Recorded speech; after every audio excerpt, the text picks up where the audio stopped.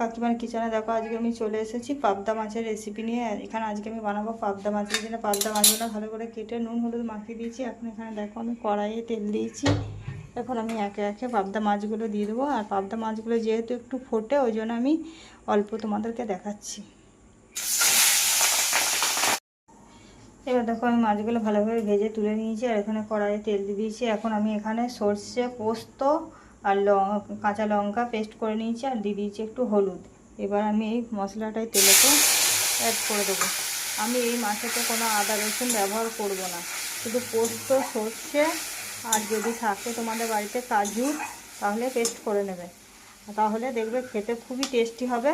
আদা রসুন পেঁয়াজ এতে দিতে লাগবে না। এইভাবে আমার মতো বানিয়ে খেয়ে দেখো, খুবই সুন্দর লাগবে। আর একবার খেলে তোমরা বারবারই এটাই খেতে চাইবে। আর যদি ভালো লাগে তাহলে আমার চ্যানেলটা সাবস্ক্রাইব করে দেবো। আর লাইক কমেন্ট শেয়ার করতে ভুলো না, ঠিক আছে বন্ধুরা? দেখতে থাকো এবার কীভাবে আমি বানাচ্ছি। মশলাটা আমি ভালো করে কষিয়ে নেব। দেখো আমার মশলাটা কষানো হয়ে গেছে। যেহেতু আমার এখানে সর্ষে আর পোস্ত কাজু দিয়ে আছে, তার জন্য আমি বেশি মশলাটা কষাবো না, তাহলে তেতো হয়ে যাবে। এবার আমি একটু এখানে জল অ্যাড করে দেবো পরিমাণ মতন। আর দিয়ে দেবো এখানে স্বাদ মতো লবণ। এখানে বেশি লবণ দেবে না, কারণ এগুলো নোনা জলের মাছ, এমনি লবণাক্ত বেশি থাকে, তার জন্য অল্প লবণ দেবে পরিমাণ মতন।